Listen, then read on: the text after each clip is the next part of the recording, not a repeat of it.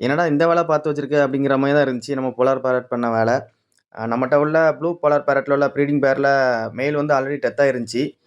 அதுக்காக லோக்கல் கடையில வாங்கி வச்சிருந்தேன். ஒரு பேர் வாங்கி வச்சிருந்தேன். அந்த பேர போடும்போது அந்த பேர் என்ன பண்ணிட்டு அப்படின்னா, ஃபீமேல அட்டாக் பண்ணிட்டு, அதனால அந்த மேல தூக்கி தனியா இந்த ஃபீமேல் கூட போட்டேன். என்னன்னு தெரியல இந்த 2 பேர் ஆயிட்டாங்க.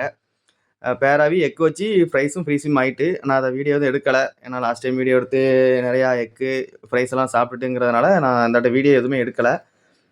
அது ஃபுல்லா ஃப்ரீ ஸ்விம் ஆகி ஒரு 10 நாள், 15 நாள் தான் இருக்கும். ஃப்ரீ ஸ்விம் ஆகி 10 நாள் தான் இருக்கும். மொத்தத்துல எக் வச்சு 15 நாள் கிட்ட தான் இருக்கும். பார்த்தா திருப்பியும் எக் வச்சிருக்கு. 2 பேரும் ரொமான்ஸ் பண்ணிட்டு இருக்கும்போதே நெனச்சேன், இந்த மாரி வேல ஏதாவது பார்ப்பாங்கன்ட்டுன்னு. ஆனா பிரைஸ் ஃபுல்லா ரொம்ப சின்னதா இருந்ததுனால, நான் எதுவுமே ரிமூவ் பண்ணாம வச்சிருந்தேன். ஏன்னா ரிமூவ் பண்ணா சர்வே பண்ணாது அப்படிங்கிறதுனால நான் ரிமூவ் பண்ணாம வச்சிருந்தேன். பார்த்தா திருப்பியும் எக் வச்சுட்டானுங்க. சரி வந்த வரைக்கும் லாபம்னு நெனச்சிட்டு இருந்தேன். எல்லாமே ஃபெர்டைல் ஆச்சு. ஒரு 2 நாள் ஆச்சு.